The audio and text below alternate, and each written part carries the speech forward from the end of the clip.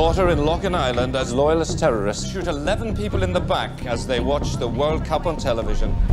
I just remember Mummy saying to us that bad men had come into the pub and they'd shot 6 people and Daddy was dead. Well, I was approached by the lawyer that represents the families, Niall Murphy, back in January 2012. And Niall and the families were frustrated at that stage because they felt that Loughin Island had been forgotten. They felt that the tragedy, the horror of Loughin Island had been lost in the peace process, essentially. And they were trying to raise the profile of their campaign for justice, and they were trying to obviously find the truth behind what exactly had gone on the 18th of June 1994. So when they came to me, they were frustrated. Niall came to me through a friend, the reporter Barry McCaffrey, who's in the film, and he asked me would I consider producing a film. And just at that stage, we'd been working with Alex Gibney on a previous film, Mea Maxima Culpa. And one day when I was in New York, I spoke to Alex and said, there's this story.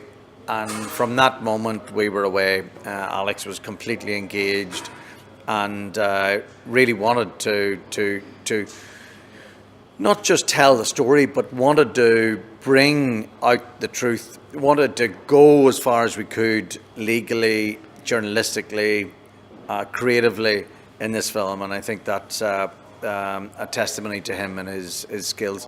There was just a sense that something wasn't right. Somebody somewhere helped these people cover this up. I think when the police ombudsman came out with his report in June 2016 and reached the conclusions that he did, particularly that there was collusion, and spoke to an awful lot of the issues that we knew about already.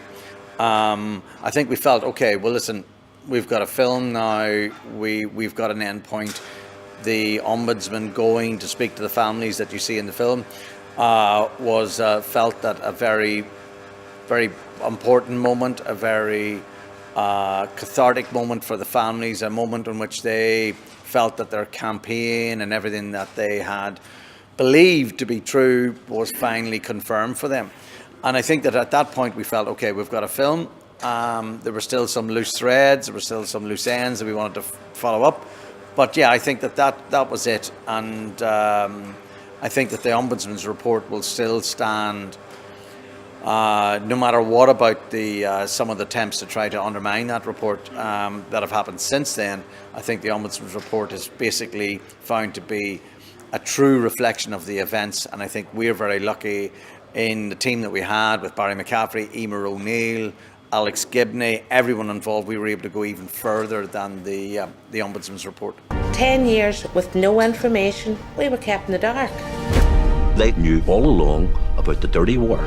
You're taking me into an area that I don't really want to go. Well, we were always aware, as you are as a journalist or a producer in Northern Ireland, you're always aware that there are people who do not want you lifting these stones, do not want you to be investigating these old issues, do not want you to be going back and peeling back the scabs of history. They want those scabs to heal. They want those incidents, massacres, if you like, to go away. They don't want filmmakers poking around in these old, as what they call legacy historic issues. Now, I haven't said that. We never felt under threat. We never felt that there was any risk to us in making the film.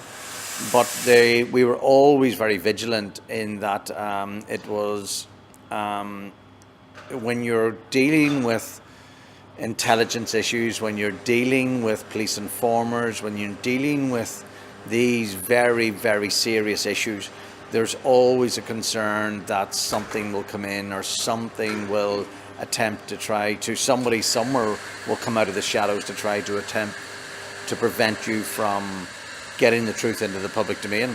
And I think that we lived with that risk for 18 months, 2 years before we got the film into the public domain. But thank God we did, and I think that just through the leadership of people like Alex Gibney and the people who supported us, the funders, I mean, we were very lucky that we were able to get the film out in the New York Film Festival last October, and we're very proud of it. And I'm very proud of the team, particularly Barry and Emer, these two people.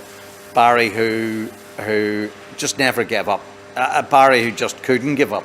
This was a story that had got under his skin, and as you see in the film, this meant a huge amount to Barry McCaffrey. And I mean, his journalism is fantastic. I mean, this is some of the best journalism that we've seen in Northern Ireland in terms of investigating the past, and Barry McCaffrey, you know, deserves a huge amount of credit. Emer O'Neill was a very young woman, a teenager, in fact, at the time of Lough Island, and found it very difficult to get her head around at times the enormity and the enormity of what had happened, but also the risks. She was reliving this incident as she herself was investigating and helping us put together the film. And she was worried for us all, and worried for Alex, and worried for Barry, and herself, obviously, because of the areas that we were going into. So, yeah, as a producer, we had quite a lot of pressures throughout the process of making the film. And a lot of the films that we've seen over the last 10 years that are journalistic or investigative, really, you know, it was Alex Gibney that started that trend, and Alex Gibney who was prepared to go into the areas that other filmmakers had avoided and ran away from. So for us to get involved with Alex, and then not only doing Mea Maxima Culpa, then to turn the attention to a story in our own backyard, we were so appreciative of the fact that Alex was prepared to spend his time investigating Lough Island, and the fact that, you know, that he felt it was important was significant, because I think when you live in Northern Ireland and you are confronted by these atrocities, as we were at that time, day after day, week after week, month after month, the abnormality becomes a normality. And, you know, you see so much horror and so much pain and so much grief and so many victims that you can become immune to it. So when I spoke about Lough Island to Alex, and Alex went, right, okay, let's get going, let's do this. To me, it was going, okay, so this is an important global universal story. This is a story that Alex wants to spend time of his very, you know, a very precious time. He wants to spend time investigating Lough Island, and we felt that was fantastic, and the families were so appreciative of the work that he did. I'll never forget their words. We will leave no stone unturned, and those words ring in my ear to this day, because I don't think they ever lifted a stone, never mind turned it.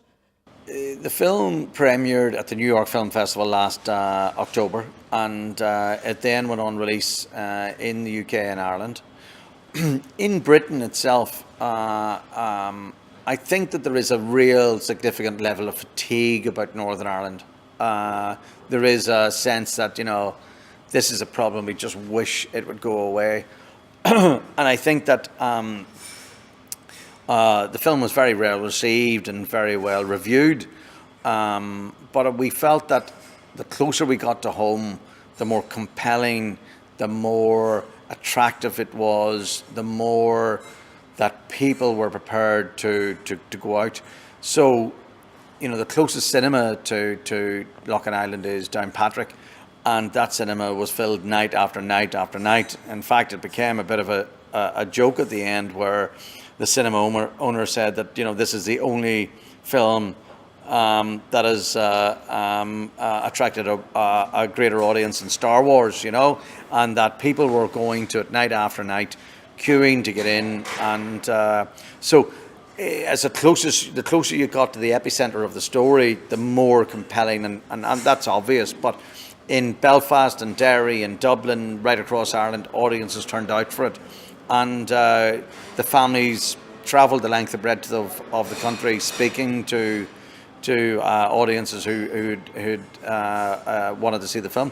So we were delighted with the response, and and how people received the film. Is that I was told who I could speak to, who I couldn't speak to, what they would be saying, but just as importantly, what they wouldn't be saying. So that is part of our return to the families, our commitment to the families, to say wherever there's a festival, wherever there's an opportunity, we are going to get this film out there. So I think it's vital, and I think it's very much, I don't think you really fully appreciate what it means to the family sitting back in Loughin Island tonight to know that in a cinema in Sydney, in Australia, there are a number of people coming together to watch their story. And I think that that's very important for them, because they feel then that you understand, that audiences around the world understand what they have gone through. And also, the truth behind this horrific massacre.